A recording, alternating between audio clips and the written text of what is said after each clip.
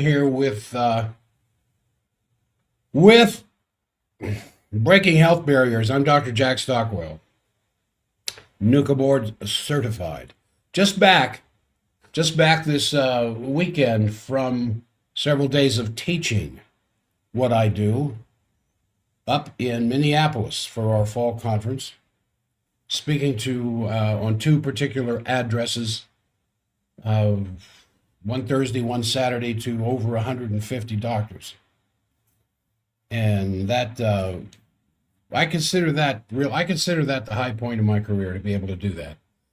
I am a board certified NUCA doctor. More information about that at jackstockwell.com. Good explanation as to what I do and how I do it. Very gentle work. Saw people again several people this week so far from out of state who travel several hundred miles to get here for what we do. Very specialized approach to the spine, very gentle and very effective. Now, there's several things that I want to talk about and address today. I want to start off with the thyroid for a few minutes, and then I want to do something about HRT, because these are the questions that I am regularly asked to address with the patients, either emailing or coming into the clinic, and the questions that they will ask me. And so I wanted to say something about the thyroid in relation to hot flashes. You know, men can have a hot flash?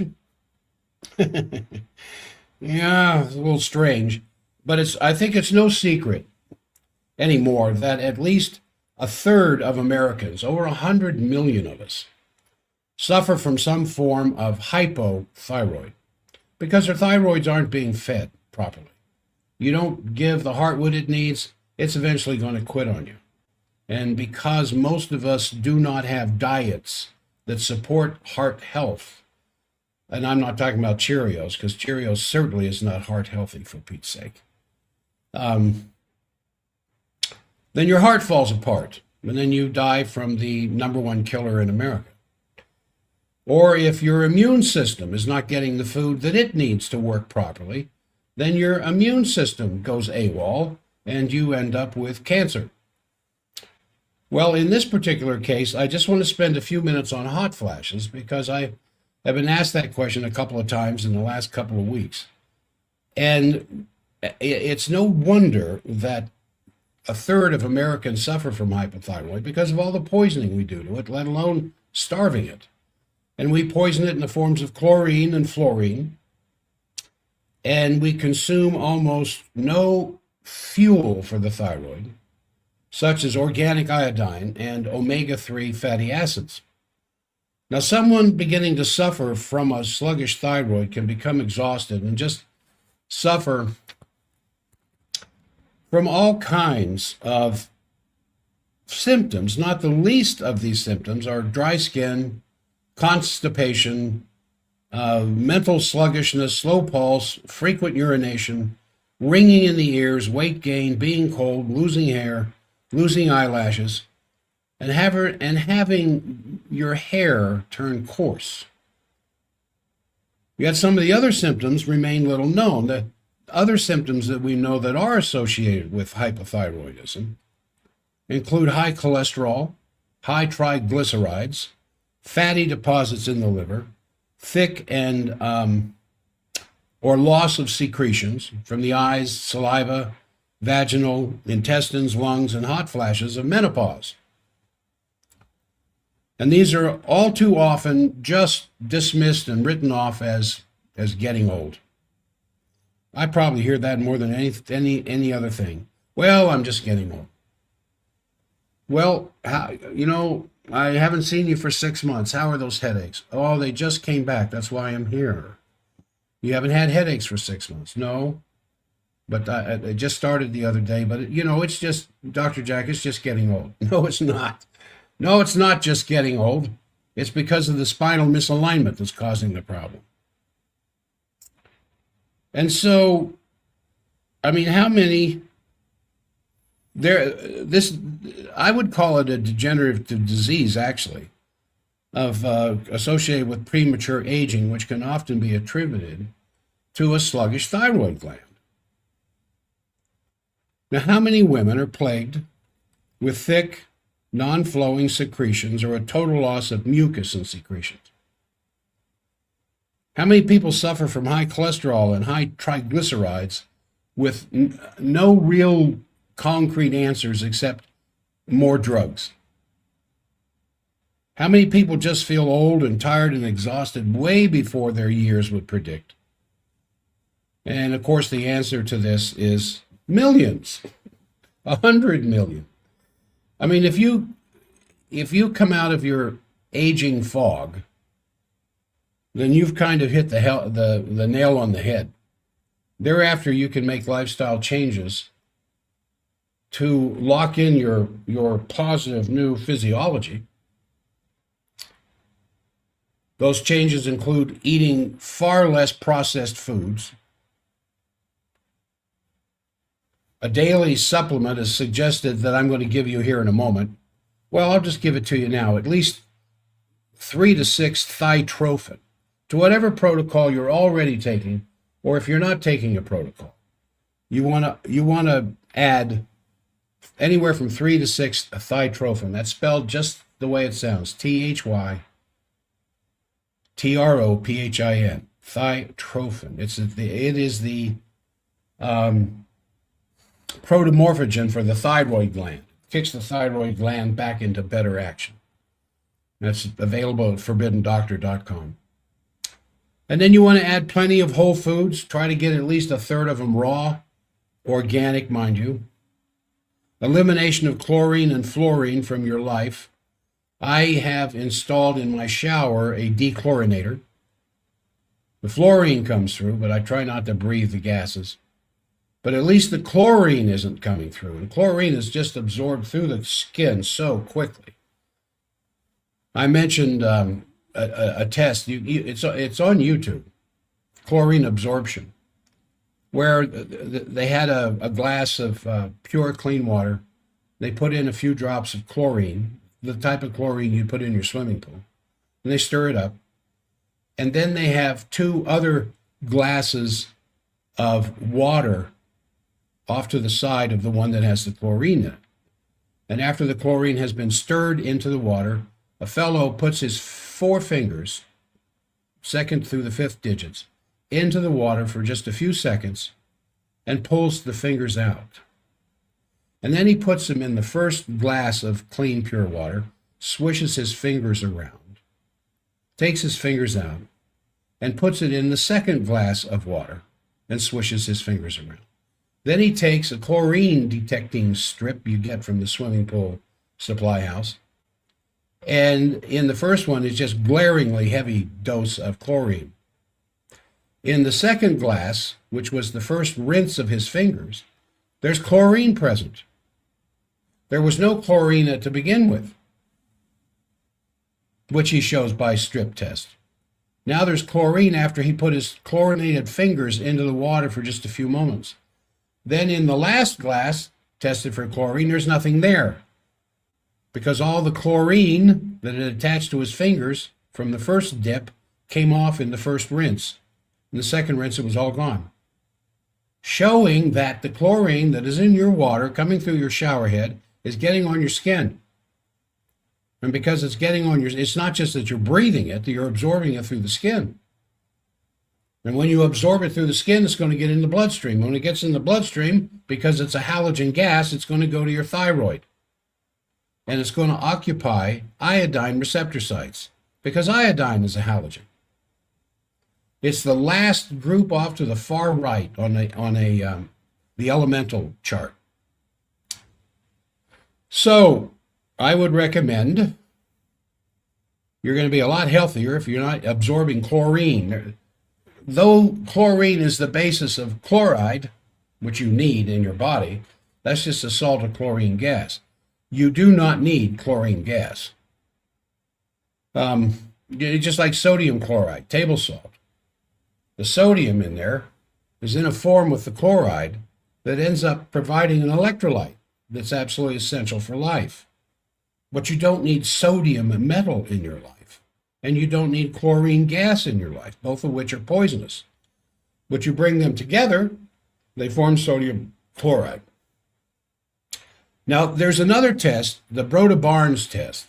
This is one of the most reliable tests I know of for detecting hypothyroidism outside of blood work.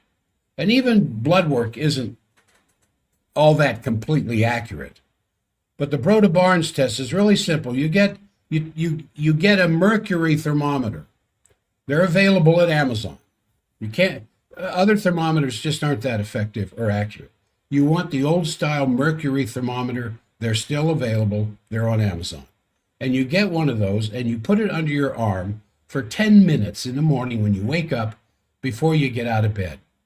Just laying there, watching the news, reading the updates, whatever, before you get out of bed, even before you go to the bathroom. You're laying there for 10 minutes with this thermometer in your armpit. And then if your temperature is consistently, and you do this for like 5 days, 6 days, and then you record the temperature every morning. And if your temperature is consistently below 97.4, you can be even more sure that your problem with all of these symptoms I mentioned a few moments ago is because of your thyroid. And if it's the thyroid, you can see the medical folly of taking drugs to try to thin out secretions or lower cholesterol or lower triglycerides or drugs to stop hot flashes. In fact, most hot flashes are caused by the thyroid and the liver's inability to take over the job of the ovaries. And you don't really hear about a woman who is ovulating or in ovulating age group having hot flashes. They don't start having hot flashes until they hit menopause. And one of the big changes in a woman's hormonal profile when she enters into menopause is decreased estrogen production. The estrogen level, she needs estrogen in order to ovulate. She can't mature an egg and then have the corpus luteum do its job and an egg, a fertilizable egg, end up in the fallopian tube without a sufficient amount of estrogen that is really high at the beginning of her period, of her cycle, I mean. And so when you enter into menopause, you're producing far less estrogen so that you don't ovulate anymore. Thank goodness. So you can still be sexually active without any fears of pregnancy. But you still are going to be making estrogen. You're still going to be making progesterone. Your pituitary is still going to be producing follicle stimulating hormone, but it's not going to work because there's no estrogen, enough estrogen. The luteinizing hormone is still going to be produced, but at lower levels, so that you can go on and enjoy the golden years of grandmotherhood without fear of pregnancy.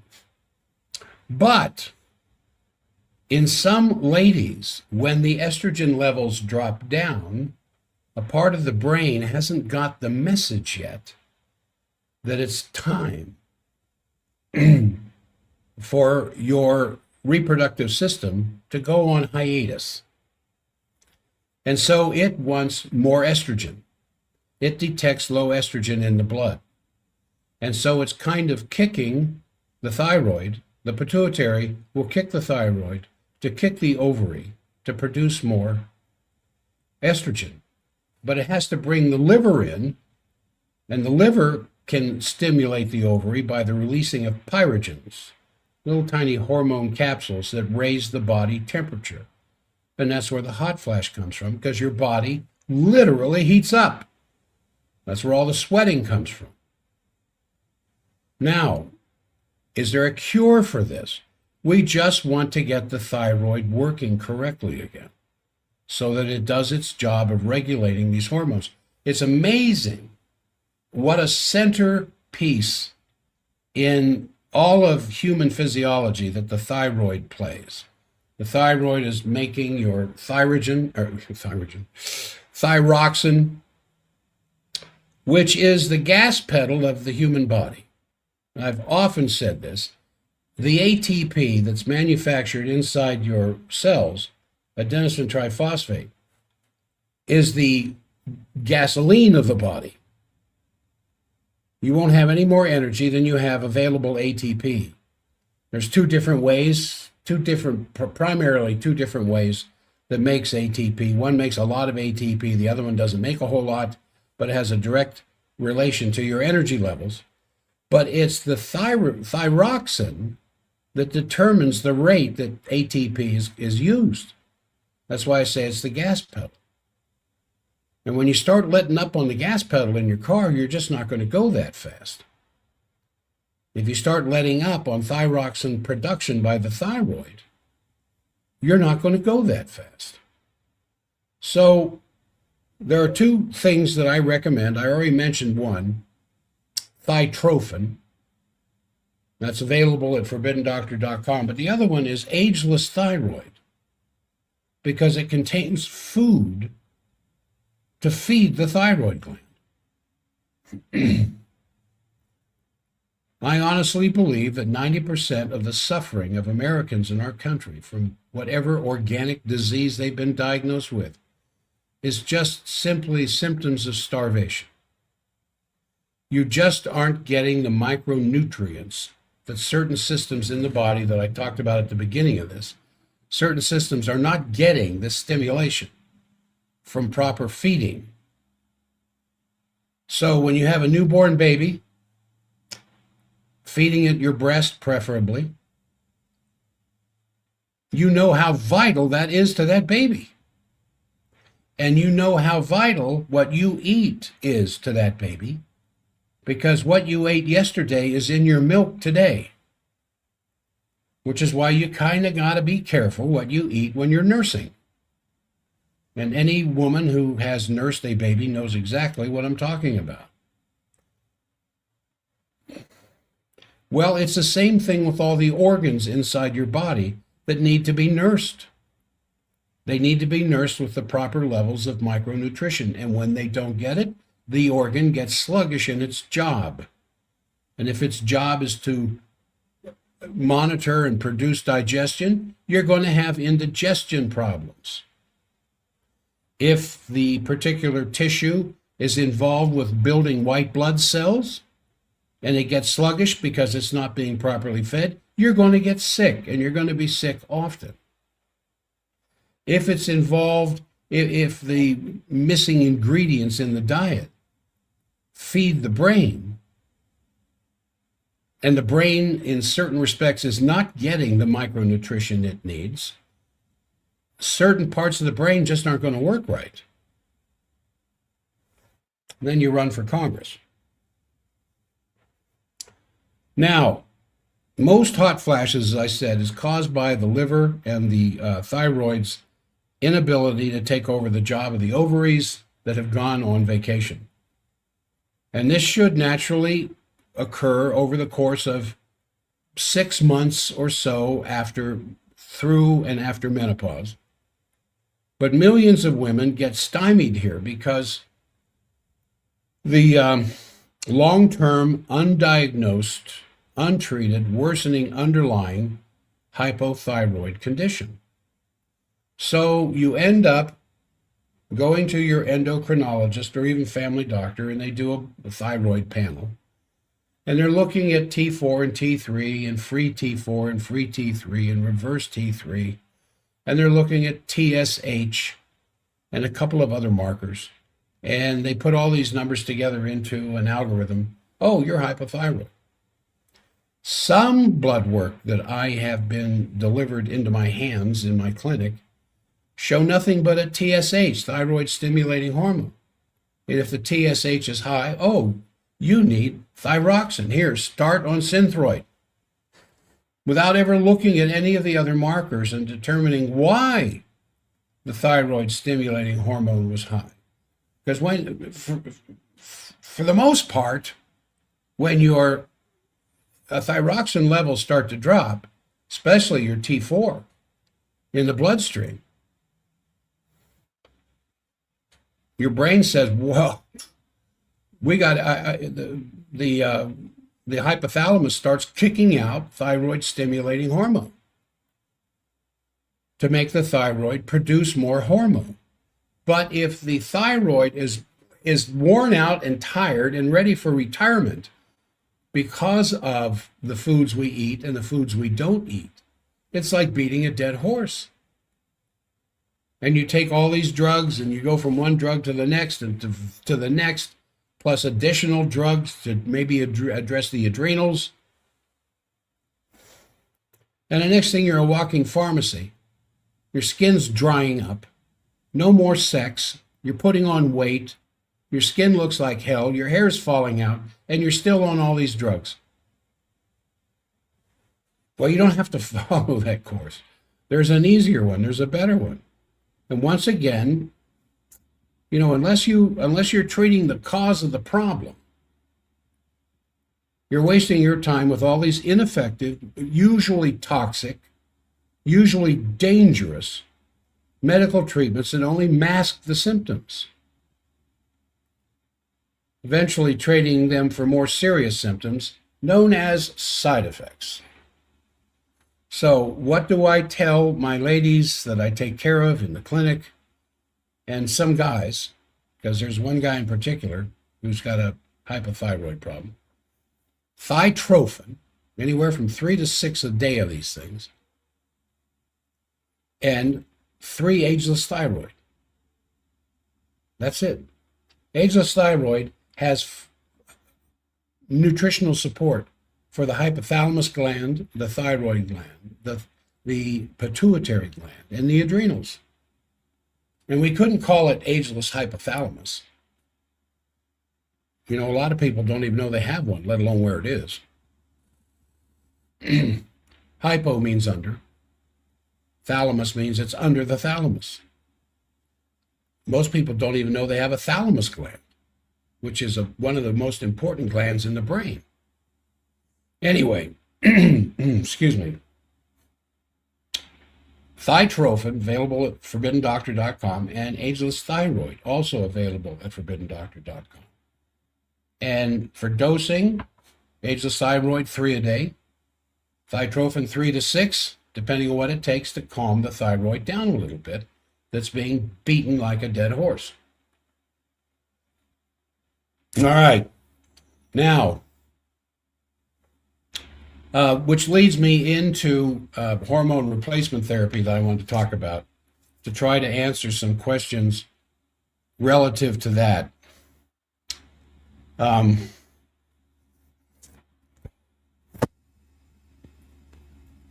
There's a lot of different ways that you can get hormone replacement therapy, obviously. One of the largest and best designed government studies that where they were studying hormone replacement therapy with estrogen and artificial progesterone, known as progestin, was stopped. I've been talking about this probably for 20 years.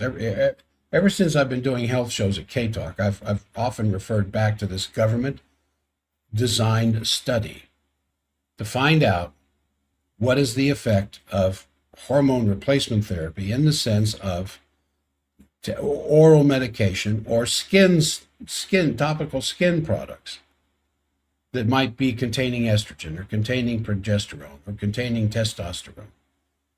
And it was stopped because of a significant risk that came through the increase of breast cancer, heart attack, stroke, and blood clots. Now, it's interesting when you start doing a test of a particular product or a drug or whatever else, and all of a sudden you start getting all of these horrible side effects. How long will they let the study go on before they finally stop it? Now, when H1N1, the swine flu back in the early 1970s showed up, even to the point where President Gerald Ford dropped his pants on the right side of his butt so he could publicly display on television he was getting his flu shot for H1 H1H1, excuse me.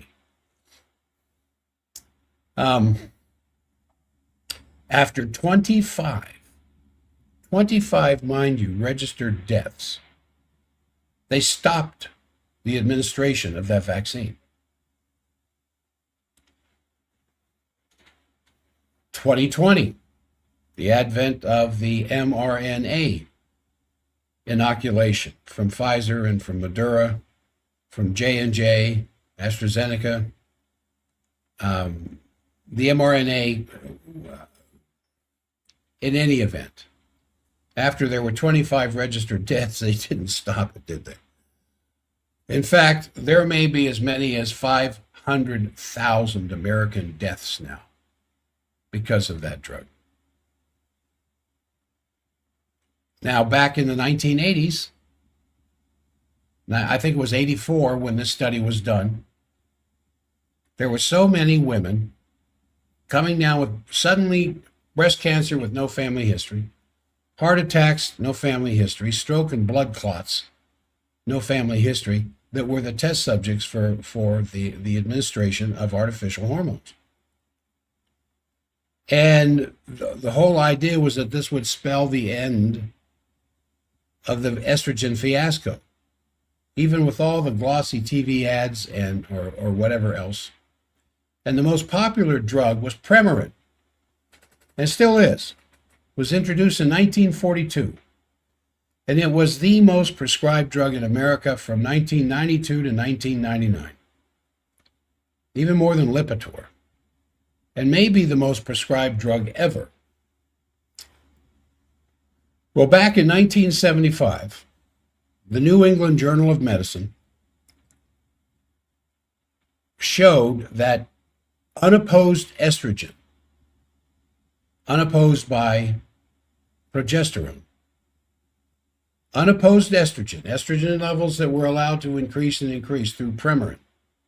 See, the high levels of estrogen would stop the night sweats, would stop the symptoms of the bad symptoms that go with menopause, uncontrolled menopause. But the problem was that they found, and it was published in 1975 in the New England Journal of Medicine, that unopposed estrogen was a powerful cause of cancer of the uterus. Indeed, it is the only known cause of endometrial cancer to this day. And so to work around this finding, the drug companies recommended prescribing estrogen with synthetic progesterone, or progestin.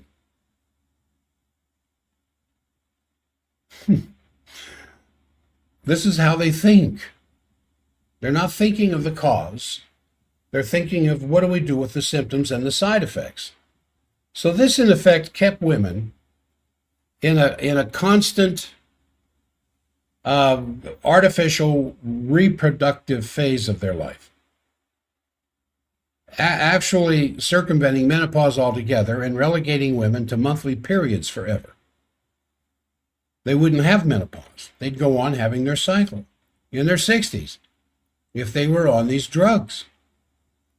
If endometrial cancer in the uterus didn't happen first so that they lost their uterus. I have many patients that I have talked to, females, who've asked me questions relative to this, who were on Premarin. And they thought it was God's gift to Big Pharma. It got rid of all of their menopausal problems. And I said, well, you don't mind that your period's still going on? Oh, I can put up with that. It was the hot flashes I couldn't put up with. Because the body, when you give these artificial drugs to the body thinks it's 18 years old again. And you get enough of the estrogen that it prevents ovulation, so you can continue to be sexually active. At the same time, you're getting tremendous loads of estrogen, leading to endometrial cancer in many women. So naturally, the synthetic progestin did not really counterbalance all the problems that were associated with estrogen. And it has taken all these years since 30, 40, 50 years for the truth to finally hit home. So after menopause, a woman's odds of developing heart disease are nearly twice as much as a man. When we do the heart sound recorder on a woman in our clinic, I'm very concerned with what the man's scan looks like, but I'm very concerned with what a postmenopausal woman's heart scan looks like, because they're twice as apt to suffer from a heart attack than a man. And this is how estrogen is peddled to women still to this day to protect their heart. There are ads from Wyeth Ayers Pharmaceuticals, through advice, through prescriptions from physicians who get their information, of course, from the pharmaceutical company representative. I just started taking care of an ex-pharmaceutical rep. And the stories he tells, my goodness. And these people are out walking free on the streets. Yet in a rare demonstration of shock, the government has advised that no woman should take estrogen for their heart, since it will actually cause heart disease. And all women taking estrogen should report to their doctor to consider getting off of estrogen. Now, this is coming from the FDA. This is a few years ago. The FDA is saying if you're on estrogen with the idea somehow it's going to protect your heart, you probably should get off of it. And to do so, you need to go talk to your prescribing physician. Who put you on it in the first place? Why do you do that? He thought it was good for your heart. And all women taking estrogen should consider stopping it. And this will not work too well, since it is a rare physician who has learned about and can offer any alternatives to estrogen therapy. Now, there are good alternatives for most all of the problems for which estrogen is prescribed. And when it comes to cardiac care, and I'm asked, what's a good diet? The Mediterranean diet, and plenty of fish, lots of fish, plenty of exercise, and a couple of key supplements is millions of times better than estrogen therapy. You want to take something called Cardio Plus, which is food for the heart in a pill. It's the extracts from several different kinds of true heart healthy foods that are concentrated so that one pill contains an awful lot of heart healthy components. Cardio Plus, anywhere from 3 to 9 a day, depending on the condition of your heart. And then there's Cataplex B Core. The same dose, 3 to 9 a day, depending on the condition of your heart. And then one more, organic minerals, all organic minerals. And a tablespoon, probably, of raw flax oil a day are mainstay power nutrients. Now, except for the flaxseed oil, those are all available at ForbiddenDoctor.com. Cardio Plus, between 3 and 9 a day. Cataplex B Core, B-C-O-R-E, 3 to 9 a day. And organic minerals, 3 to 9 a day. And to maintain healthy bones and prevent osteoporosis, you want to use the same diet, but you want to add weightlifting. Now, that doesn't mean that you've got to go down to the gym and sign up. And although I have ladies I take care of that are almost my age that regularly go to the gym. And they're lifting 10-pound weights, 15-pound weights, and that's it, nothing more than that. You don't want to go in there to build muscle.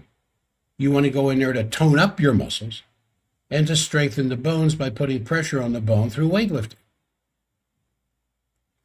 And the main rock-hard bone supplements, and I just talked to a lady about this yesterday, 2 of them, Biost, Biost, 3 to 6 a day, and calcifood wafers, 3 to 6 a day.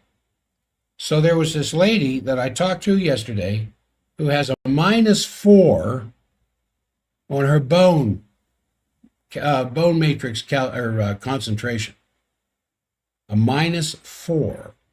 And she told them that she was going to go see her chiropractor, me. Oh, no, you can't do that. They'll snap your spine in half. She said he doesn't do that. He has a very light touch right behind my ear. And I know that it's worked because I can stand up without pain. So I'm going to go see him. Don't worry about it. And so she wanted to know yesterday, what could she do to strengthen her bones? Now, I know we've had this conversation before, but she's kind of forgotten. You can drink a quart of homemade broth every day, broth that you make yourself, because that's the good broth, as opposed to the broth you buy in the store. But store-bought broth is better than no broth. And why broth? Because broth is made from the bones. Some of the meat, some of the collagen-bearing materials, ligaments, tendons, discs, things like that are in a pot of water boiling for up to 3 to 4 hours. You clean all the scum off the top of it, because that's the blood. And then the rich fluids that are left after you take the bones out contain 4 very important amino acids that are involved in the deposition of calcium matrix with phosphorus into the bone structures. Now that takes work, it takes time in the kitchen to do that.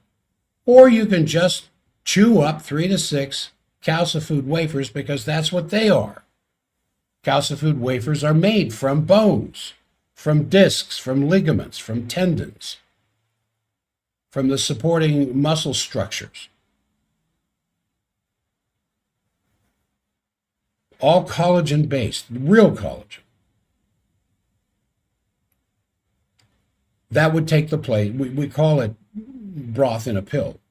That would take the place of the broth, although the broth is better. Hardly anything is better than what Mother Nature has made that we prepare for ourselves.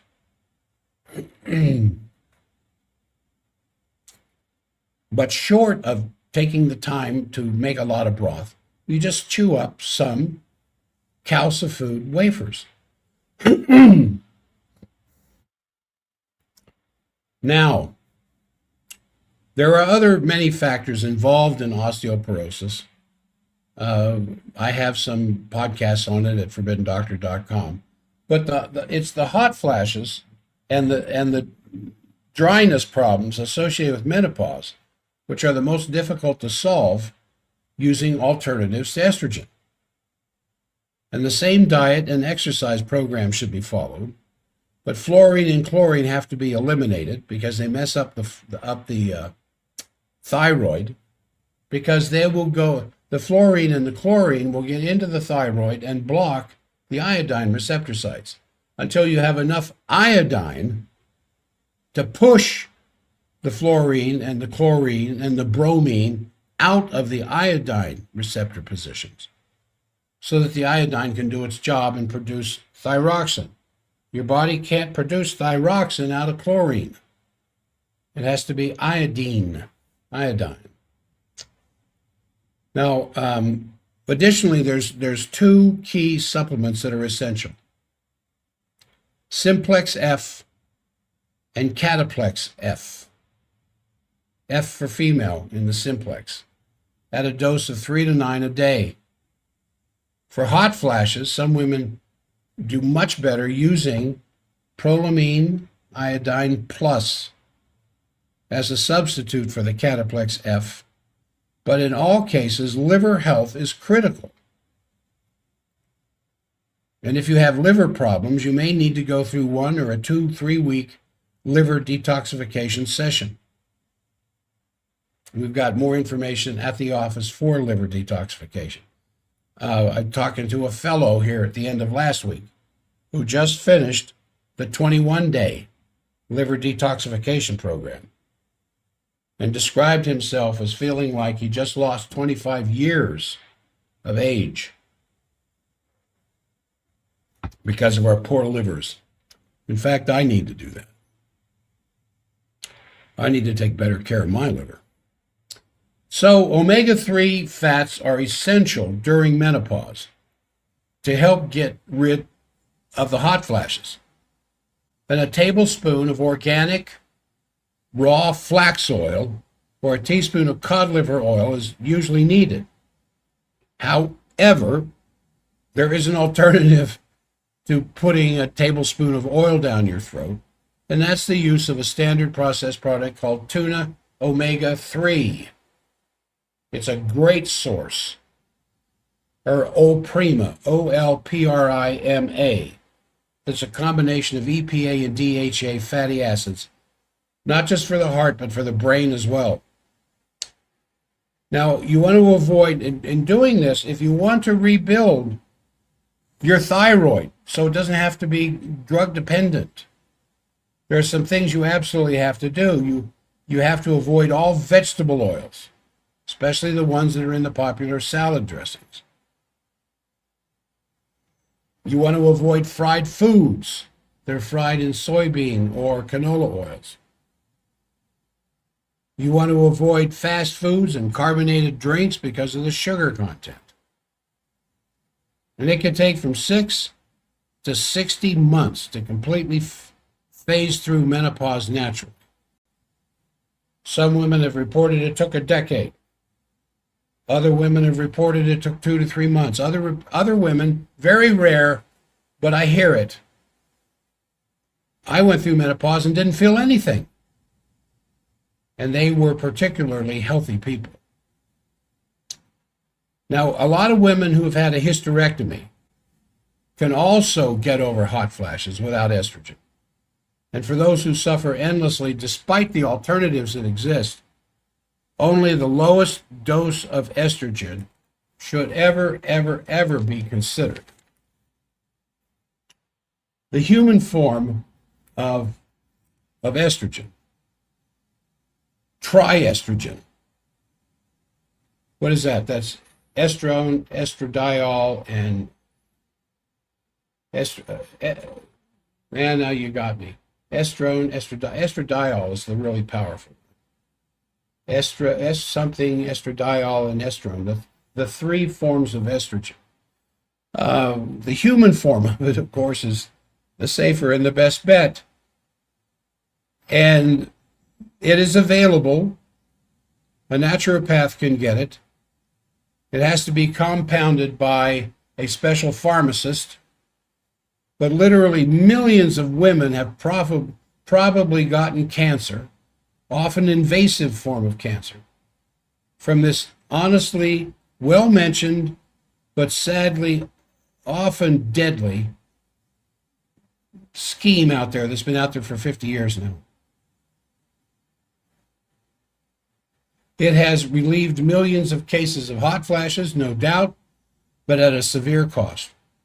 But unfortunately, there will be no restitution for these women who've lost everything. But the good news comes in the form of effective alternatives that are indeed available to all women. Now, what I want to do next here.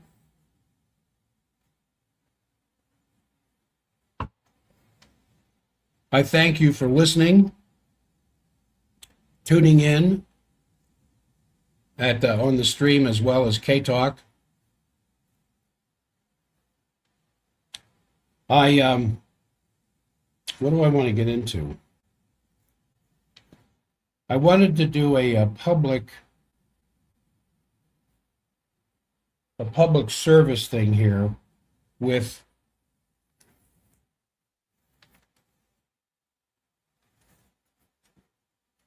some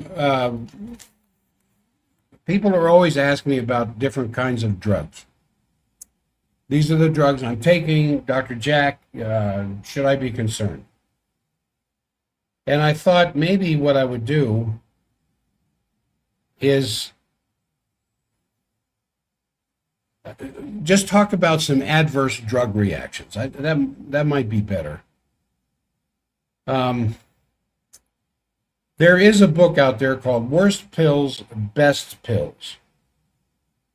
That's where this comes from. It's online. You can get it.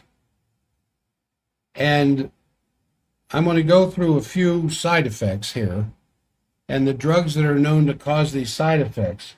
So if you're having some of them and you recognize it, you might want to talk to your physician about getting off of it. In the time we have left here in the first hour. So, can you get depression from antidepressant drugs? Well, of course you can. It's one of the major side effects. Some of those drugs are Valium, Xanax, Talwin, Tagamet, Zantac, Naproxen, and then even PPIs like Pepsid, Dalmane can easily cause depression. Psychosis or hallucinations.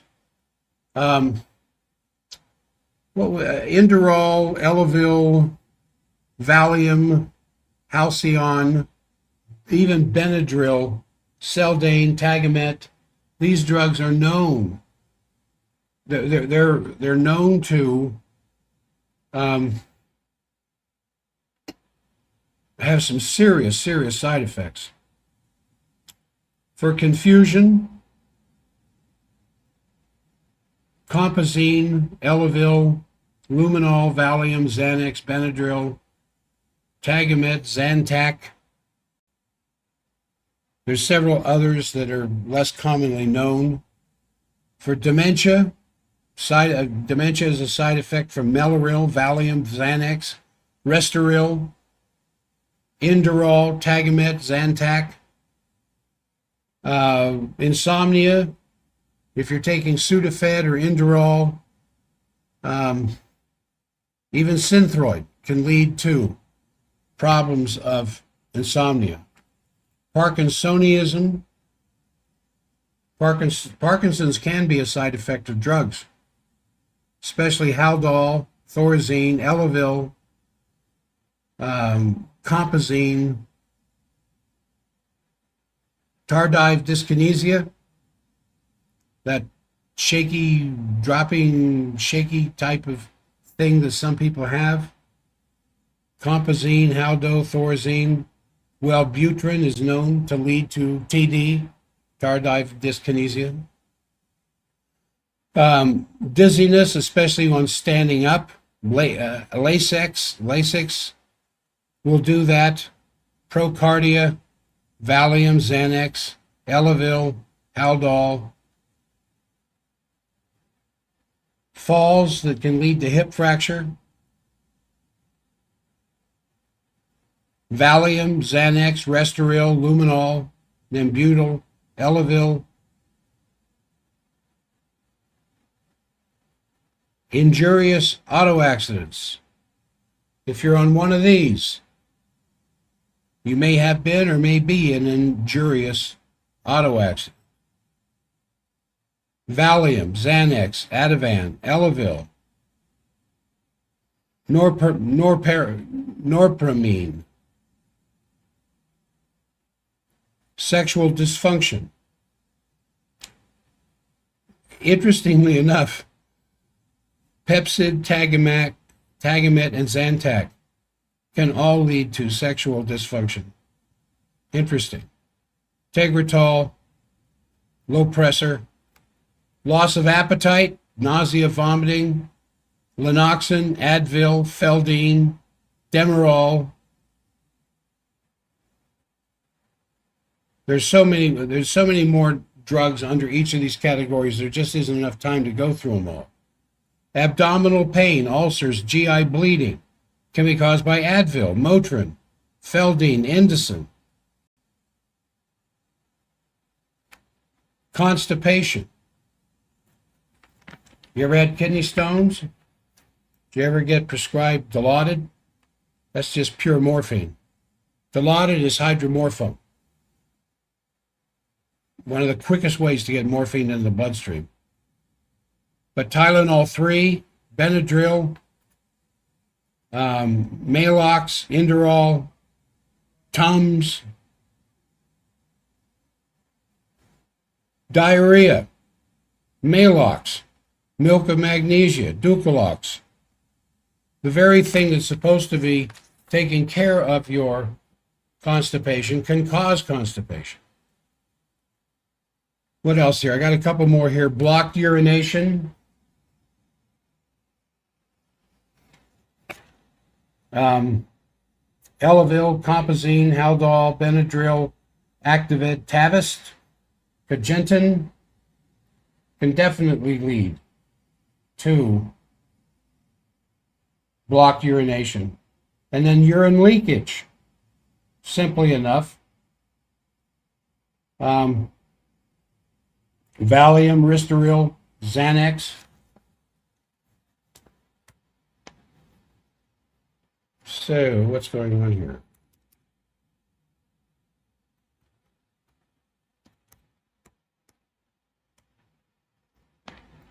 My computer wigged out on me a little bit. There we go. All right. So we are coming up to the top of the hour. I want to talk about the big push that's going on right now for the flu shot. And then I want to talk about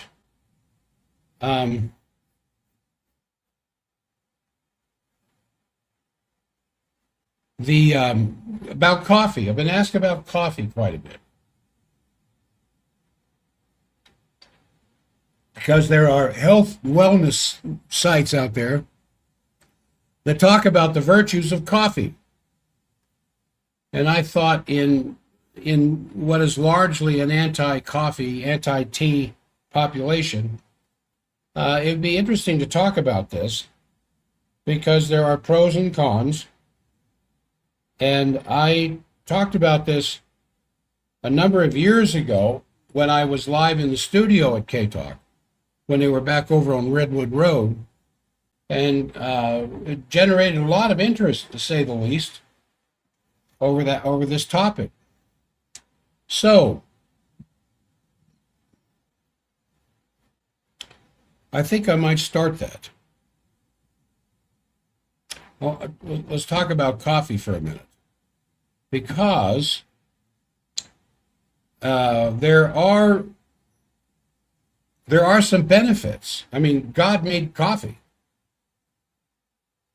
Man roasts it, grinds it, makes a drink out of it. But it was God that made the coffee. You know, it's like the old God made marijuana. He didn't make whiskey, but he made marijuana. He made the corn mash that becomes whiskey. Anyway, there is research out there suggesting that moderate coffee drinking does more good than harm across a broad range of health outcomes. So there was this research that was done at West Virginia University and Morgan State University in the United States, and the review explored the past academic studies and the meta-analyses that combined account for more than 1 million participants from various world regions, including the US and Europe and Asia. And it was published August 5th in the MDPI journal Nutrients. It's a very interesting journal to be publishing a study on coffee, Nutrients. But the study offers a broadly sunny view of coffee's positive associations with better health, including a connection to longer life. Now, I'm quoting from the study. Overall, the consensus is that moderate coffee intake is more beneficial than harmful across a wide range of health outcomes. And they said it lowered the risk of major diseases such as cardiovascular disease, diabetes, stroke, respiratory conditions, cognitive decline, and potentially several types of cancer, including liver and uterine cancers. Now, who ever heard of moderate coffee drinking doing that? Now, it should be noted that one of the study's two authors, Farron Comminger, has served as a consultant for the National Coffee Association, which is a major trade group that historically has promoted health benefits of coffee, obviously, in order to influence policymaking and drive coffee consumption. So you want to keep that in mind. One of the two authors of this study was a consultant for the National Coffee Association. Now, neither of these authors declared in their study report any competing interests, and the work they received no outside funding. And they added that the National Coffee Association did not review the research prior to publication. So the magic number, because I know that's what you're thinking, those of you who drink coffee, well, how much is beneficial, and where is the red line that would cross over into the dangerous levels? And it turns out that the number appears to be about 3 to 5 cups of coffee a day. One major U.S. study tracking more than 400,000 adults found that people drinking 2 or more cups daily had a 10 to 15% lower risk of death from all causes. And then there was this massive 2019 analysis combining data from almost 4 million participants, pinpointed the lowest death risk at roughly 3.5 cups per day. Now, beyond general mortality, coffee drinking has shown significantly lower rates of cardiovascular disease, type 2 diabetes, chronic respiratory disease, and certain neurodegenerative conditions. Now, when I've talked to patients about this, they ask me a question about it. I want to tell them what the study shows. And because they're LDS, they say they can't take advantage of this because they can't drink coffee. Well, there's other things you can drink. It's not like there are things that coffee does that nothing else does. It's just that some people enjoy their morning coffee or their mid-morning coffee.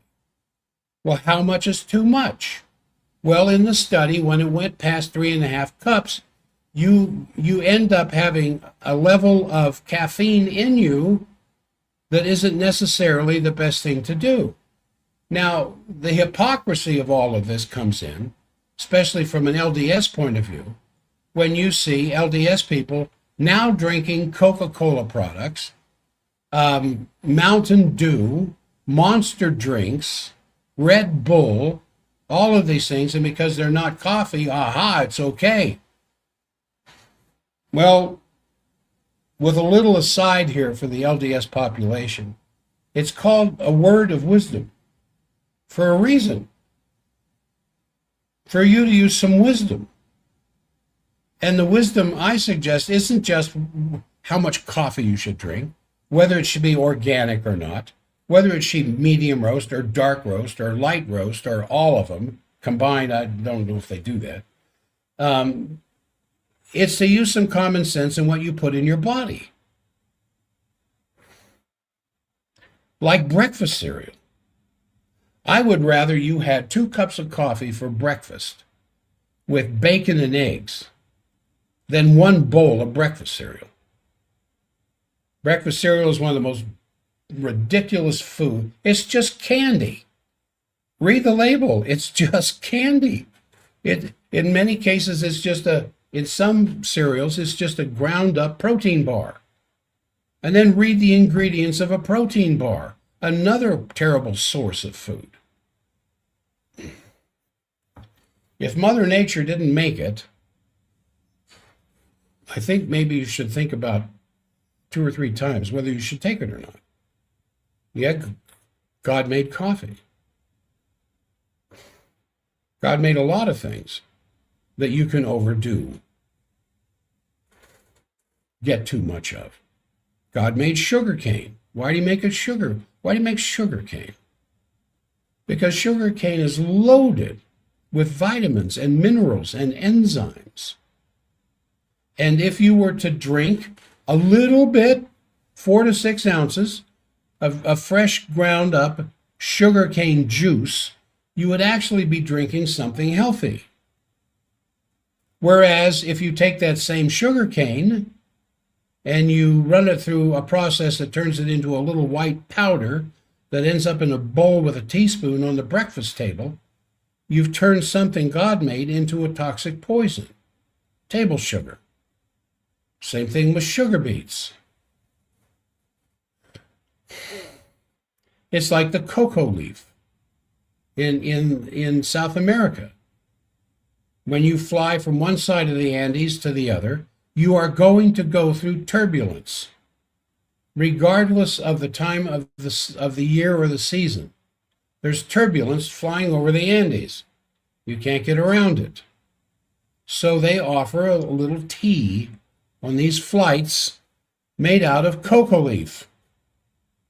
They take cocoa leaves, they dry them, just like regular tea, organic teas, herbal teas, black Earl Grey tea, whatever. And you steep it in some hot water, and what comes out is this cocktail, this tonic that soothes and calms the stomach of people otherwise who might be having some severe nausea flying over the Andes. So they drink this cocoa tea. Well, you can take those same leaves by the millions and turn it into a white powder that sells for, I don't know, $15,000 per kilo. Load them up in these boats coming out of Venezuela and send them up to the United States. God made the cocoa leaf, but he didn't make cocaine. God made the sugar cane, but he didn't make table sugar. But God made coffee. Can you get too much? Yeah. You get too much where caffeine, being the stimulant that it is, can do some damage to the heart and the brain if you get too much of it. So what they found out that the lowest death rate risk was around 3.5 cups a day, of tracking more than 400,000 American adults and reviewing their coffee intake. Now, beyond general mortality, coffee drinkers have also shown a significantly lower rate of cardiovascular disease, of type 2 diabetes, of chronic respiratory disease, and certain neurodegenerative conditions. And then in good news for the decaf drinkers, the analysis also found that many of coffee's health protective effects, especially for type 2 diabetes and all-cause mortality, were comparable between caffeinated and decaffeinated coffee consumption. Now, most people who drink coffee are not going to drink decaffeinated because the reason they drink the coffee is for the caffeine, to perk them up, to get them going. But then if you're in a hyper state where the cortisol levels are going nuts and you can't hold your hand still because it's shaking so much from the caffeine, you might be drinking a little bit too much coffee, or drinking too much of the cola products, or too much of the energy drinks, the Monster drinks, and all the rest of those things, or Guaraná from Brazil, or any of the heavily caffeinated drinks. And just because it's not coffee doesn't mean it's okay. So where the data was available, the studies had assessed the association of caffeinated and decaffeinated with overall mortality, and almost all such analyses, both caffeinated and decaffeinated coffee was associated with reduced risk of mortality, all-cause mortality. However, individuals who drank decaffeinated in the year prior to the study might have been caffeinated coffee consumers previously, leading to as the study said, a potential misclassification of the beneficial effects of caffeinated coffee for decaffeinated coffee. In other words, if you've been drinking caffeinated coffee for a long time and suddenly you're becoming more sensitive to elevated levels of caffeine in the blood, and you switch over to decaffeinated coffee. The health benefits of the caffeinated coffee are going to continue on in the body for some time. And that's what they were saying. Some of this may have been declassified or classified improperly. And as with any kind of an academic publication on coffee and human health, the analysis, of course, came with a slew of caveats. Coffee additives, such as sugar and creamers. In other words, were they studying black coffee or coffee with creamers? Because it doesn't specify. Because when you put sugar or creamers, especially the non-fat powdered creamers, it would certainly blunt a lot of the positive effects of the coffee. Then you add sugar in particular, may negate some neuroprotective or weight-related benefits. It could trigger anxiety or deep sleep disturbances in the general population. Now, the authors described the observational evidence on coffee and health as collected over the past 2 decades as relatively saturated. They said this in the study. Therefore, it is unlikely that prospective cohort studies add substantial new information. If any new cohorts are developed, or if repeated data collection is considered, it may be useful to ask detailed questions about the types of coffee drinking: caffeinated versus decaffeinated, black versus cream and sugar. Was it ground coffee? Was it whole bean coffee that the consumer ground? Was it instant? Was it freeze dried? Would all of those have some difference to make? What's the bottom line here? And for Frank, because Frank's the one who's asked me about this several times, a patient.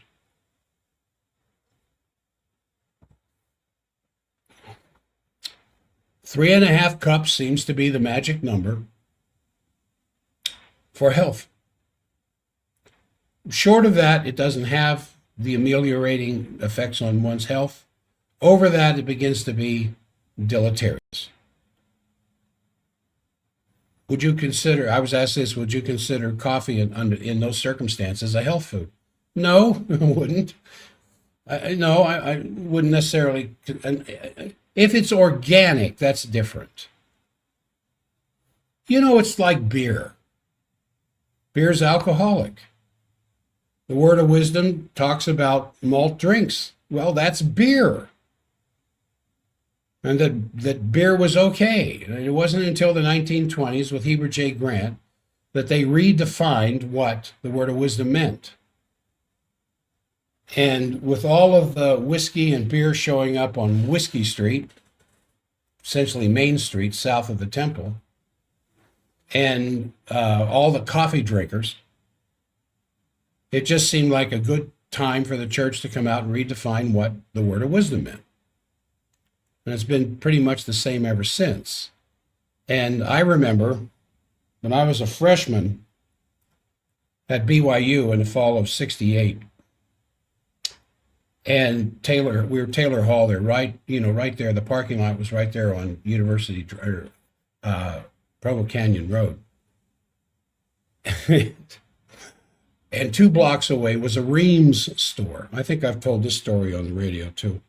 There was this Reams store just 2 blocks away on 200 West. And every now and then, a cohort of rebels would get together in their Levi's and their white T-shirts and walk over to Reams and get a Coke. and it's so silly. With all the subterfuge and the hiding and excuses to go get a drink of Coca-Cola because it had caffeine in it. Now, that's not the only problem. The caffeine in the Coca-Cola isn't the problem as much as the sugar content that's in a Coca-Cola or root beer or any of these drinks, even the non-caffeinated ones. And I just love the hypocrisy of that. That when I was a freshman, you could be on campus. Now, I didn't think about this then. It never occurred to me, but it does now. You could be on campus at BYU and there'd be a soft drink machine, and they had Tab, which was, sugar free, and Fresca, which was sugar free. But all the other drinks had anywhere from 10 to 12 teaspoons of sugar per can of drink, but there were no cola drinks. Coca-Cola and Pepsi weren't present because they had caffeine in them. And I think back on that, and I just, I just find it entertaining. Such a hypocrisy. Anyway, the Section 86 is titled "The Word of Wisdom," and the idea is that you use some wisdom in what you put into your body. So I hope this helps. I hope you got a laugh or two out of this, like I did, because it's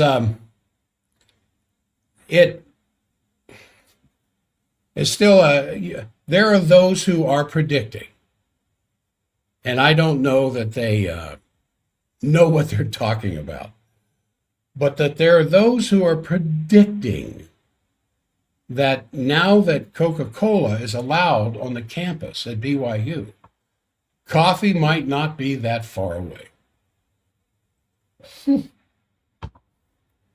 Wouldn't that be something? Now here's another crazy question I was asked about coffee.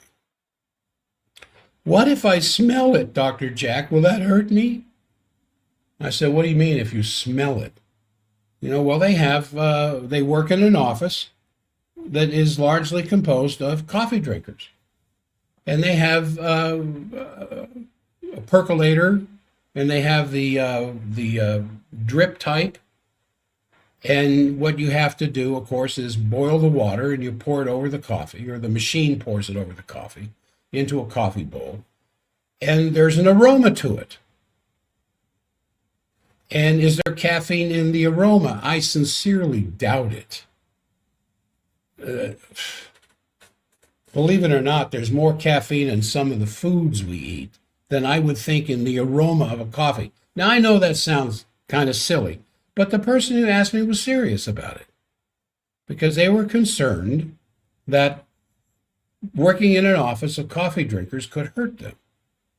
Now, there was a very interesting study that came out some time ago that the aroma of coffee, because there's a lot of people who like the aroma of coffee, but they don't drink it for whatever reason, religion or whatever reason, but they like its aroma and they're drawn to it. And if they ever sneak a taste of coffee, because coffee is an acquired taste, unless you start drinking these, they come in a little tin can and they're half sugar. A lot of people who start drinking coffee start drinking it that way. It's mostly a sugar drink than a coffee drink, just coffee flavored sugar. But the aroma, what about the aroma? Because some people just flat out like the aroma of coffee, but they don't drink it. That rich, warm aroma, well, an international group of scientists, excuse me, an international group of, what did you just say? I'm sure this is from Bruce. I'm sure you were aware of the many BYU professors and teachers who had the very small refrigerators in which they stored Coke and Pepsi products. I'm not surprised. I'm not surprised. Because we as freshmen, excuse me, some of the boys on the second floor on the west end of Taylor Hall in the fall of '68 and the spring of '69 would go over to Reams and get themselves a Coke. I was a high school convert to the LDS faith, so I wasn't raised with that primacy of this is what is and this is what isn't. And so it was never an issue for me. But anyway, so what about the aroma? Well, this international group of scientists are reporting some of the first evidence that simply inhaling coffee aroma alters the activity of genes in the brain. So they were doing these experiments with laboratory rats, and they found that the coffee aroma orchestrates the expression of more than a dozen genes and some changes in protein expressions in ways that help to reduce the stress of sleep deprivation. So Han Suk Seo and his colleagues pointed out that hundreds of studies have been done on the ingredients in coffee, including substances linked to beneficial health effects. And there are a few studies that deal with the beneficial effects of coffee aroma, they said. And the study is the first ever to elucidate the effects of coffee bean aroma on sleep deprivation-induced stress in the rat brain. So in an effort to begin filling up that gap, they allowed lab rats to inhale coffee aroma, including some rats that they had stressed through sleep deprivation. And the study then compared gene and protein expressions in the rats' brains, and the rats that sniffed coffee showed different levels of activity of 17 genes.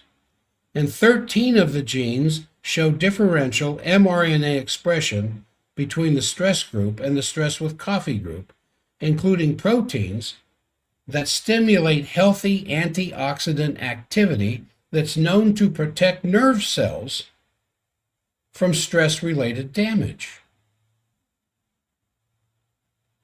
So it's, you know, I find this stuff, interesting in light of, and then you got to find out who's paying for the study. The first study on coffee I was referring to earlier, the person who is responsible for half of it is from the National Coffee Association. So naturally, there's some bias there. But all research has bias, even when they start out by saying we didn't have any bias. Now, anytime somebody does a research project, they're trying to prove something. And if they're paid by an organization to do the research where they feel like they don't have a dog in the game, they can be completely unbiased. As soon as they start orchestrating how the design is going to be made for the study, their bias comes in.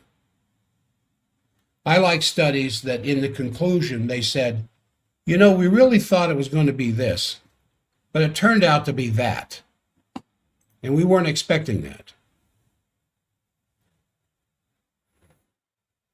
All right, now I want to jump to something. That's enough for coffee. Now I want to talk about the new push for the flu shot. If you're like me, you've been hearing flu pushed an awful lot more than COVID, as far as the shot is concerned. Now I got a question here on the stream. Any info on Cipro? My friend was told by a doctor to take it years ago, and it either gave her a stroke or stroke-like symptoms. Yeah, it's a fluoroquinolone.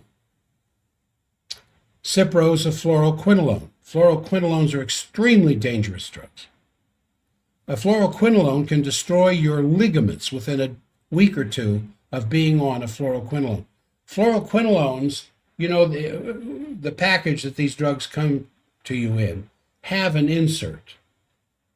And when you get a prescription for a drug and you go to the pharmacy and they'll give you your stuff in a sealed, stapled shut bag or whatever else, but they will staple to it some information about that drug. Sometimes it will show the black box emblem. Sometimes it doesn't. Black box, they put the writing about the drug into a black square. That's called the black box. Black box is supposed to get your attention that it is a dangerous drug. Fluoroquinolones are double black box drugs. 2 black boxes to warn you the danger of these drugs. Now, Cipro, usually, a lot of times, it's just a bladder infection, some kind of urinary tract infection, or pelvic, something to do with the pelvis. You can get a Cipro prescription. When I had, what was it? I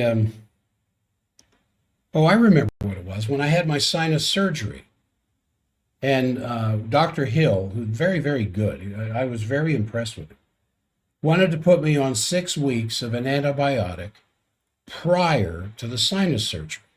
And I had had a cone view image done of my head, and you could see one sinus 95% impacted, and the other sinus was about 75%.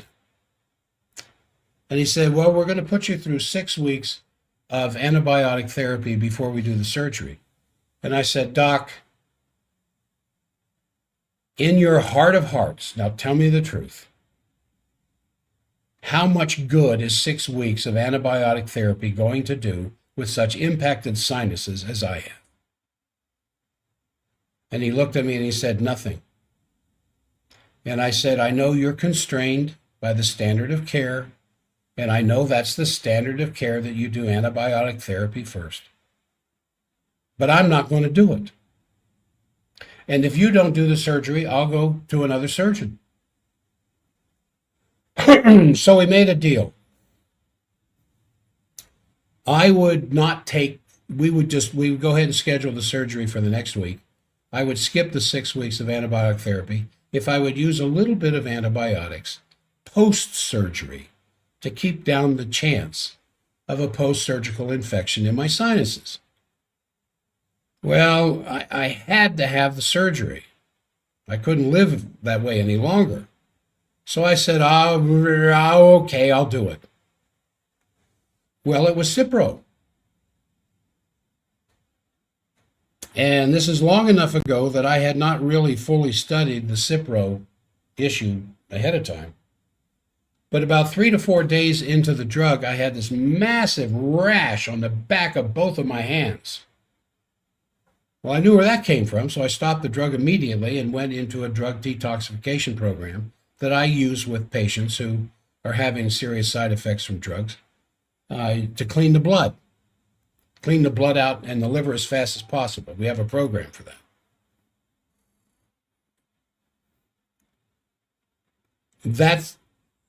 That is the only time I am aware of in all my life where I've used an antibiotic that I had a reaction like that, and it was Cipro, a fluoroquinolone. So, if that helps you, who sent me that email on the stream, that's the best answer I could come up with. Yes, I wouldn't doubt it for a minute the Cipro caused the stroke or her stroke-like symptoms. All right, now let's talk about the flu. What time we got? It's almost halfway through the second hour. Oh, one thing I wanted to talk first. I had a patient come in complaining about her head feeling heavy. I love it when this is, if your head is feeling heavy, where no matter what position you put yourself in, all of a sudden the head, you feel the weight of the head. You're misaligned, and you need me right now before damage occurs to the structures holding up the head. You've got this 9 to 10 pound bowling ball sitting on a little 1 ounce bone underneath of it, trying to balance it against a 3-axis gravitational field so that you can hold your head up and there'll be no compression of the brainstem as a result of the head slipping on top of, or the top bone slipping ever gently, either right or left underneath the skull. This side slip thing puts pressure on the brainstem, and when you put pressure on the brainstem, anything can happen. But the first thing that shows up is the short leg phenomena, the shoulders coming out of balance, and the hips coming out of balance.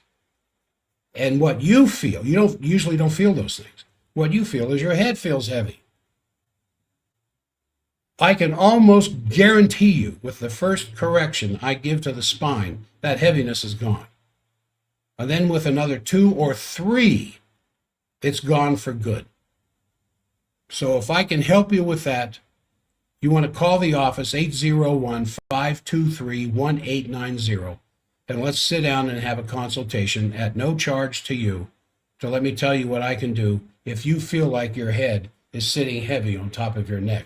That is a dead giveaway, a real harbinger of some serious danger coming your direction if that doesn't get fixed, because it will just get worse. And along with it, the dizziness and the vertigo and the headaches and the neck pain and the shoulder pain and the low back pain that will all follow the easy to recognize symptom of your head feeling heavy on your neck.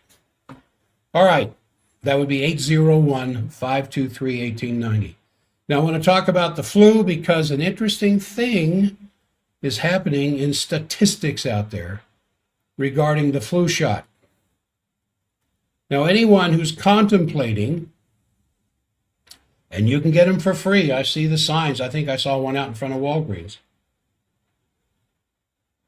Anybody contemplating getting an influenza vaccine, a flu shot, or planning to, or mandating anybody else to go get one, there was this meta-analysis of existing flu shot studies. Now, a meta-analysis is where in the analysis you're looking at analyses. So someone may come to you and say, we did this study that shows that consuming too much processed sugar can stunt the immune response. And then there's an abstract and a design as to what they did and how they did the studies and how they controlled variables. And then there's a conclusion at the end of the study. That's one study. When you do a meta-analysis, you're looking at hundreds, thousands of these studies. And so the study is the study is the study of the studies. And then you boil that down into one conclusion.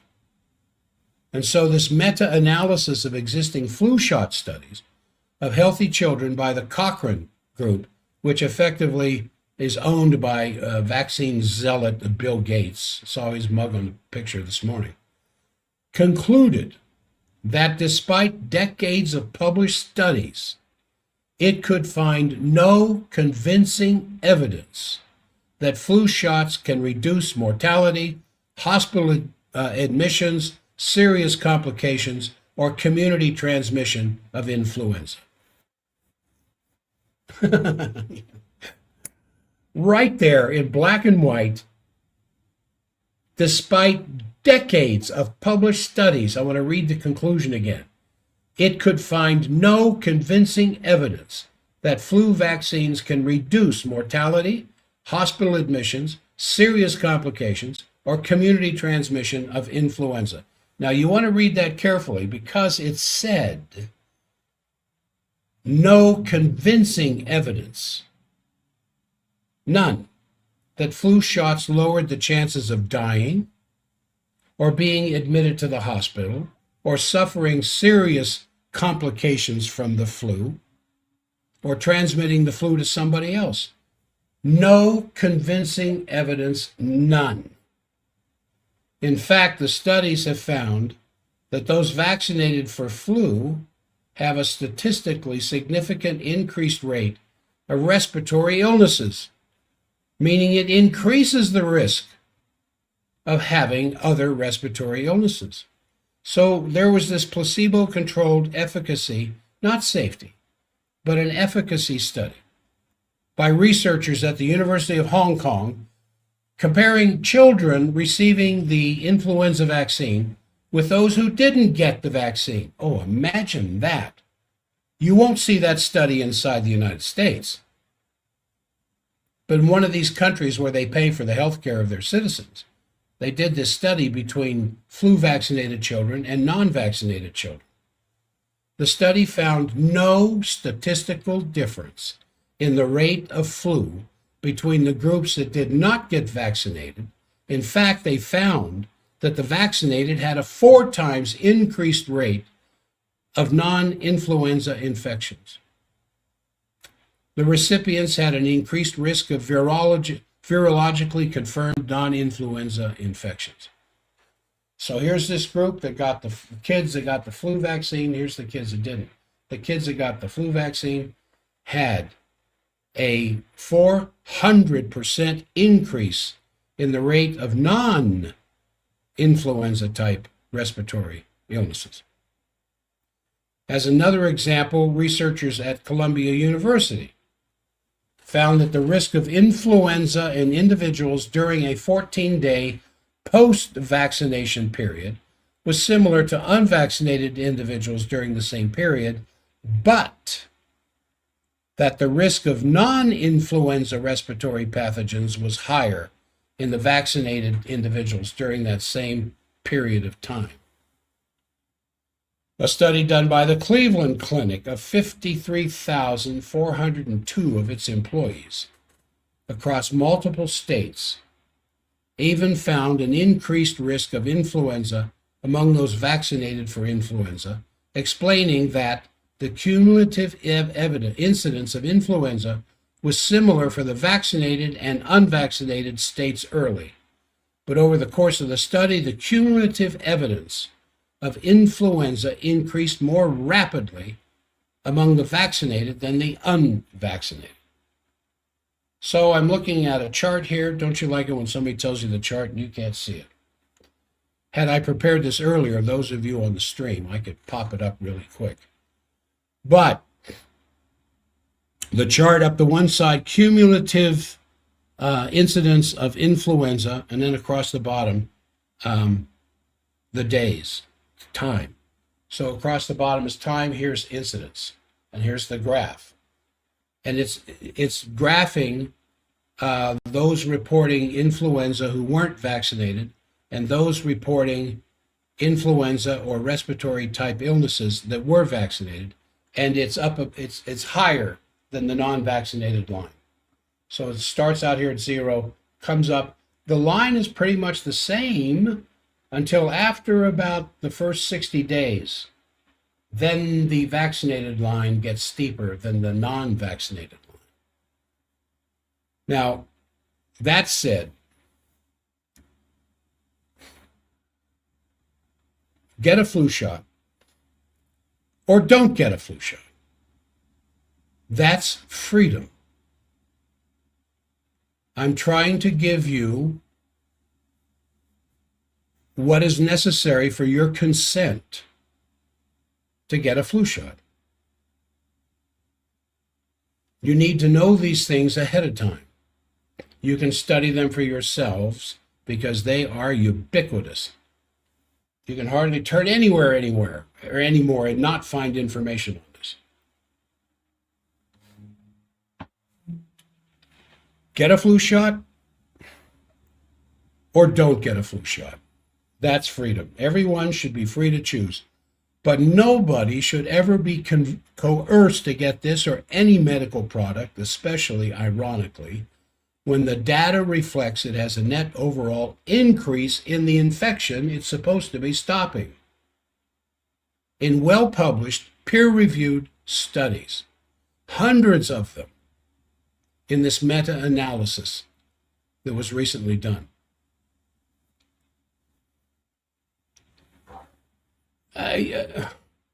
So why isn't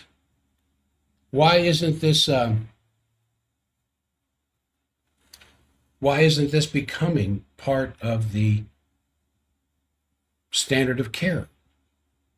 Because the power of big pharma. There's a lot of money in the hundreds of billions to be made with vaccines. This is one of the reasons why Bobby Kennedy Jr. is under so much pressure that he's had to compromise in a few areas. As far as assassination of our political leaders and otherwise in our government are concerned, I'm far more worried about Bobby Kennedy Jr. than I am President Trump. I mentioned that Monday on the radio show as to why I don't think Trump has to worry anymore. But Bobby Kennedy Jr. certainly does. And it's just getting worse. Now, when studies show that those vaccinated for flu have a statistically significant increased rate of respiratory illnesses, how many people do you know in your family or work group or at church, whatever, that went and got their flu shot and just proud of it as they could be? And they just joined, got the vax by swearing it would have been way worse if they didn't get it. And then they got it, and it was terrible. Now, there's a lot of people who get the flu vaccine and they don't get the flu. Is that the end of the story? No, the problem is that stuff hangs around in the body. What happens further on down the line? 2 years, 5 years, 10 years? Do they come down with some kind of physiological disorder involving the digestive system, nervous system, cardiovascular, cardiopulmonary, skeletal, reproductive? They don't study that, so we don't know. Well, Jack, if you don't know, why are you saying it? Because we need to study these things. But you're never going to get an NIH grant to study something like that. You're not going to get an NIH grant to study the safety of vaccines. Is that the reason why we don't have safety studies on vaccines? No. The manufacturers of the vaccines should be doing safety studies. And look at the information that almost weekly is coming into the public eye by whistleblowers inside the mRNA manufacturers. And the information that's starting to show up in clinical studies around the world of what's happening in the bodies of some people who got 1, 2, maybe 3 boosters 4 years ago and have proudly displayed their rugged Superman health status ever since, and suddenly now they have a turbo cancer. If you heard that stuff what's his name that was on Dr. Axe? This is something that someone sent to me this morning that really got my attention, and it is I can't play it because I can't pull it up. It's on LinkedIn. It's with Josh Axe, and he is interviewing Gardner Harris, I guess it is. And Gardner Harris is talking about this compound, EPO, that is showing, let me pull that up on the computer here, that is showing up in the blood of people who were on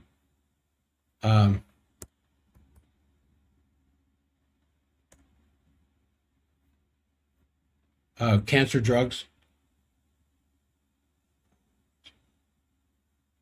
I've got to look into this.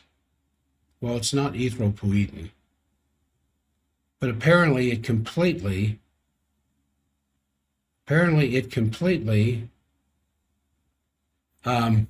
negates the effect of the cancer drug, of the chemotherapy, and makes it worse. So I have to look into that a little bit further. Boy, what a conspiracy that would turn out to be. All right. I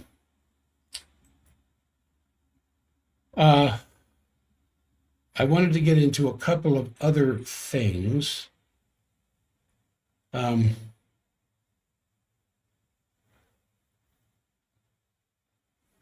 Regarding what we're doing in the clinic.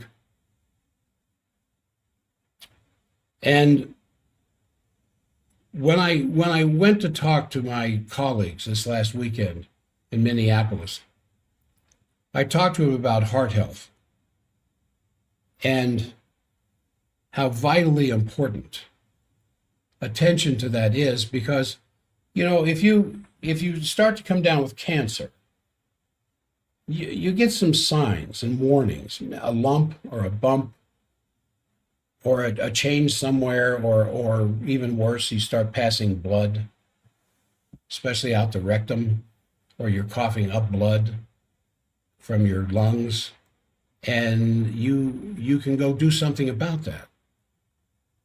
Half the people who have a heart attack die. They die in the process of the heart attack. The heart freezes up, stops pumping blood, the brain dies in a matter of minutes, and then you're dead. You don't have a lot of warnings about the heart. Now, this morning, I fed my heart. At 3 o'clock, when I got up to go to the bathroom, I took 6 cardiotrophin. It's the protomorphogen to stop any autoimmune attack on my heart. I think I got a pretty good heart. It could be stronger, but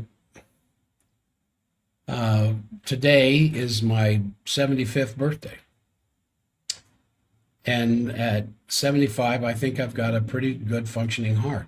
I can walk up a flight of stairs at my clinic, 7 or 5 stories, and I'm winded, no doubt about that when I get to the top, but no chest pain, no lightheadedness, no dizziness, no sense that my cardiac muscle or my brain are not getting enough oxygen. I did a pulse oximeter on me Monday, and my blood concentration sitting still was 93%. My heart rate was in the 80s, a little bit higher than I wanted. But I started at 3 o'clock this morning and took 6 cardiotrophin. And then for breakfast, I had 4 Cardio Plus, and I had 4 Cataplex B Core, and I had 1 Hawthorne, and there was something else there that I had for the heart. I forget what it is offhand. But I feed my heart this micronutrition every morning. Now, if I were to eat deep ocean oily fish, like cod, mackerel, salmon, 3 times a week, and in the days that I don't eat fish, I eat about a 4-ounce portion of baby calf liver, I just about wouldn't have to worry about anything in my body. The incredible density of nutrition that's present in just those 2 foods would cover all of my nutritional requirements for more than a week. But I don't always have time to cook fish. I love fish. I think I could eat a portion of fish every day. Liver, I have an acquired taste for it. A lot of onions and some mustard. I can get the liveriest liver down my throat. Liver is the most nutrient-dense food on the planet. I saw one study that said it takes 400 pounds of salad, 400 pounds of salad, all brought down into one concentrated form to equal the amount of nutrition that's in 4 ounces of baby calf liver that was pasture raised, not stock raised. And so I feed my heart every morning. There's a couple more things that I take. It's all automatic. I just load it up in the bowl. And it covers the bottom of a cereal bowl by about 1/8 of an inch, between 50 and 60 pills and capsules. I don't recommend anybody else do that. I'm a bit of a fanatic. I am. I have no problem confessing that.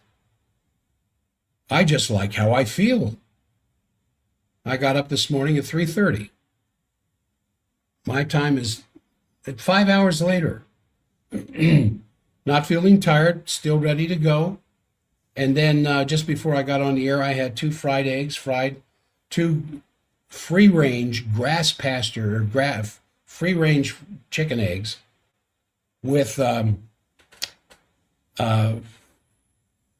grass raised butter. And I'm feeling pretty good right now. Stomach feels good. My energy levels feel good. And so I'm a little bit thicker than I should be. I'm carrying probably about 40 pounds more than I should be carrying. That's a lot. But dang, I feel good.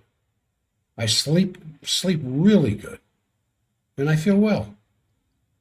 And so I try to walk the talk that I give my patients when it comes to nutrition. And I like to see the improvements that have showed up on my heart sound recorder scan compared to, say, 10 years ago.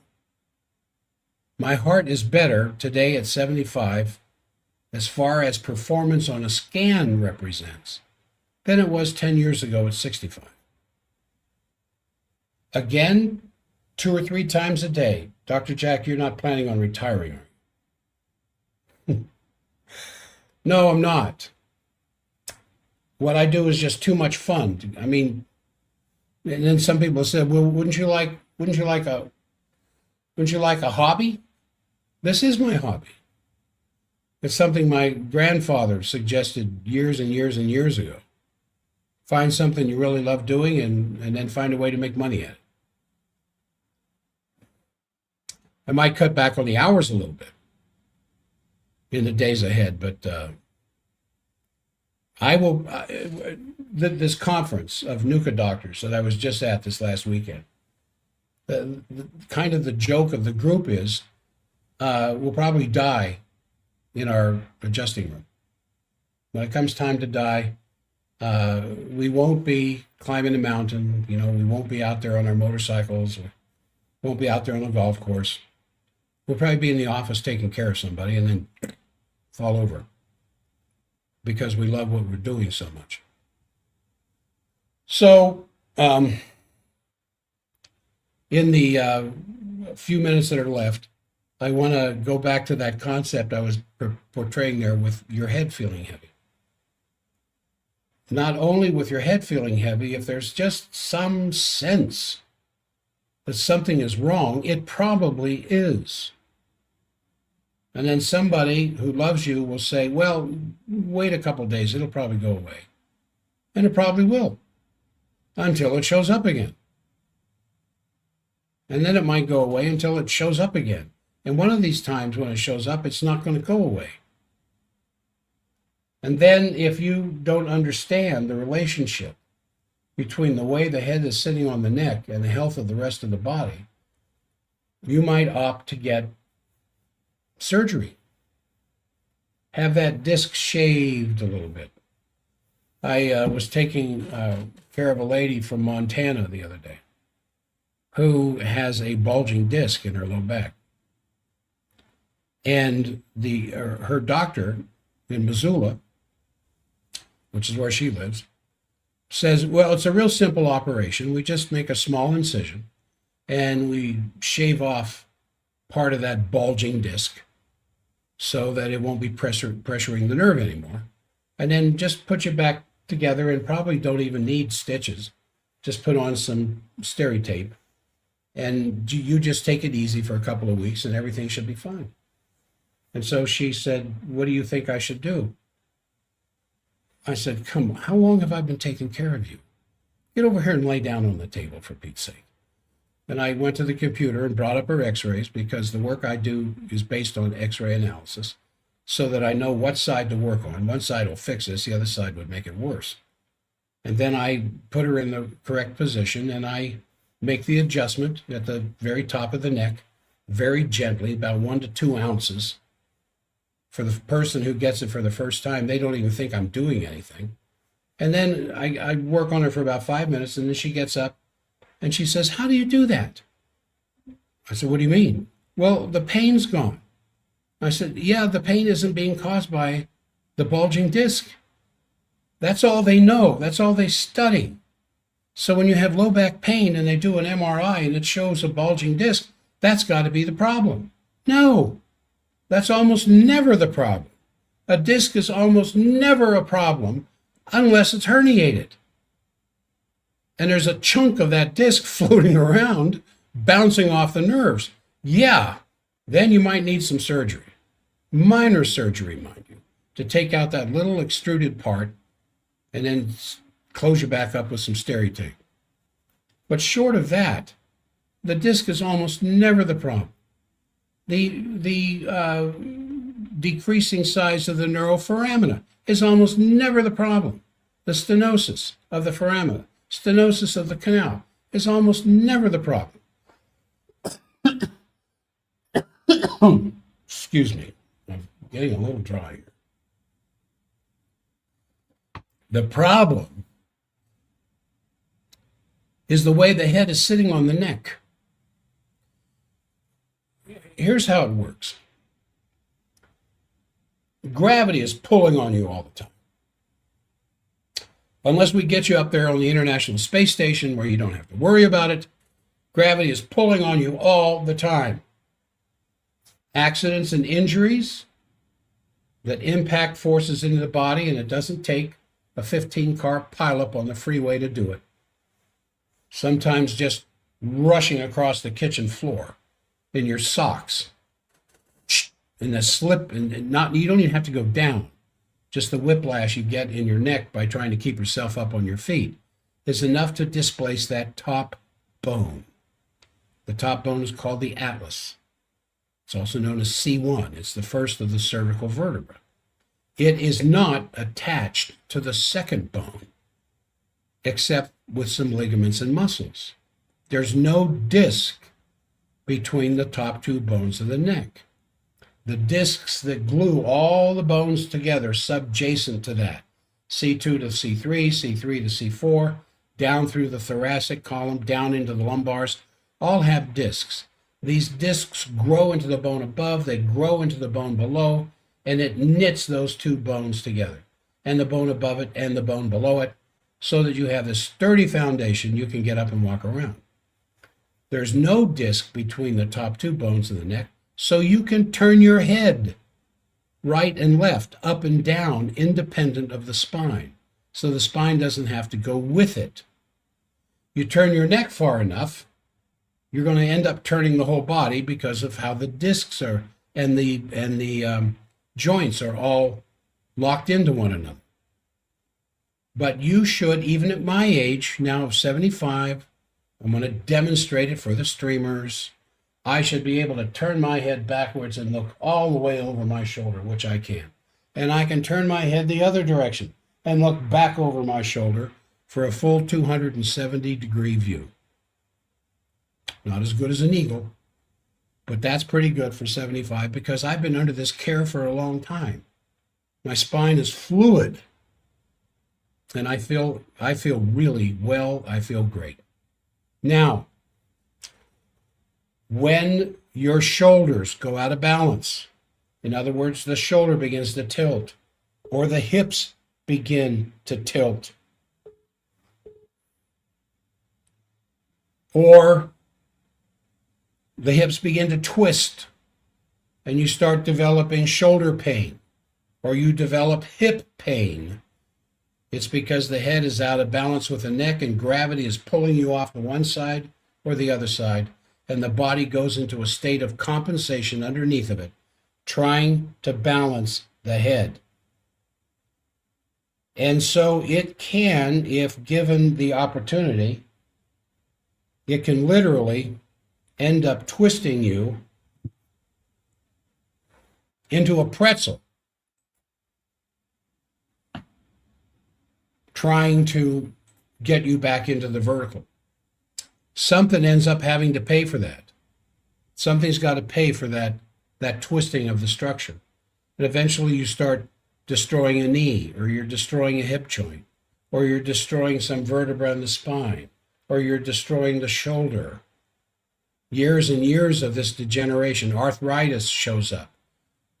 Tight, painful ligaments show up, to the point where you hardly have any movement left after decades of this degeneration. all brought on by that original misalignment of the head and the neck.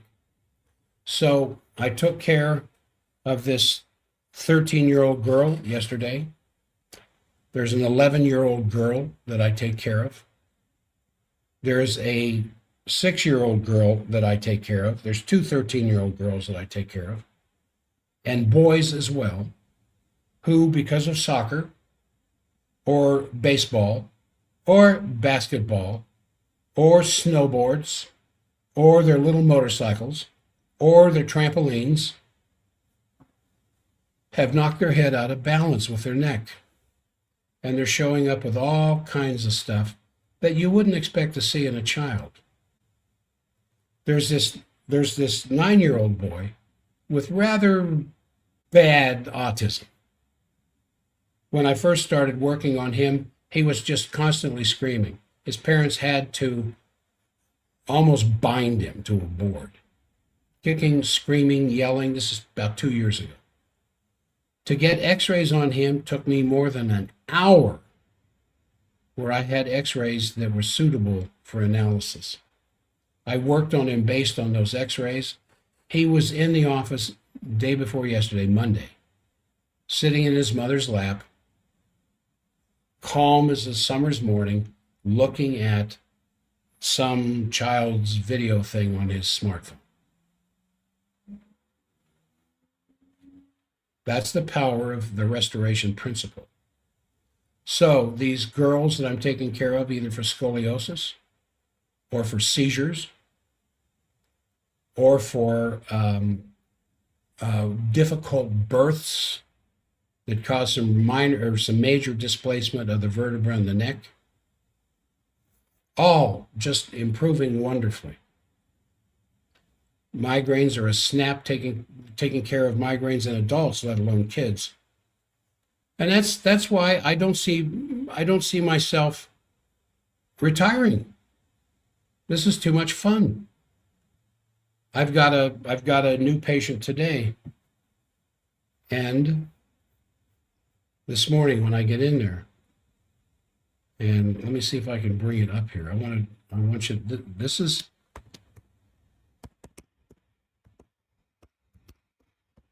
This is, I don't know who they are. I don't know where they're coming from.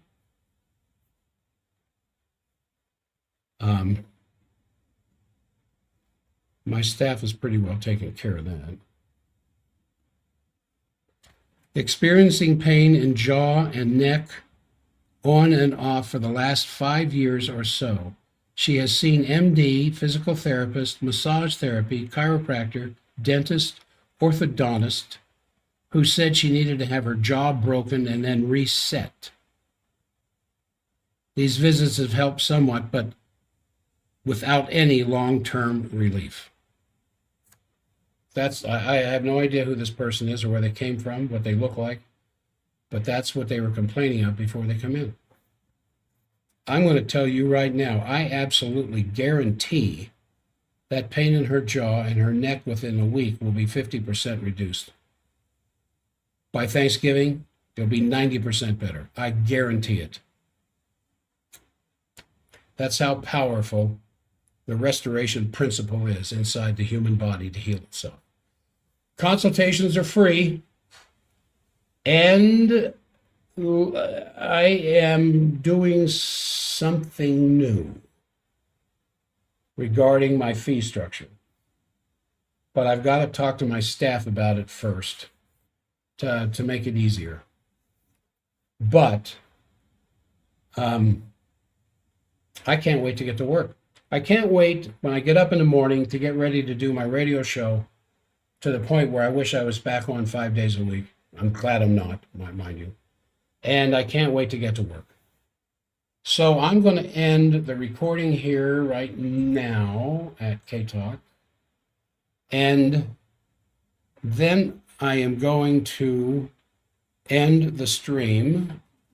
And I'll be back Monday with plenty to say about what's happening with all of the, with President Trump's Eastern Asian stuff that's going on in the trade deals and everything else. And then I'm going to go have a happy birthday today with my patients and my staff and my kids. And I wish you all the best. Keep your wits about you. And if you have any questions or concerns about anything you heard me talking about today, study it, research it. The amount of information that's out there on the internet is just a whole lifetime of study of good source material. Don't hesitate to do that. And I will see you all Monday. God bless you. Be careful. Be safe. Keep your wits about you. Ka-chunk.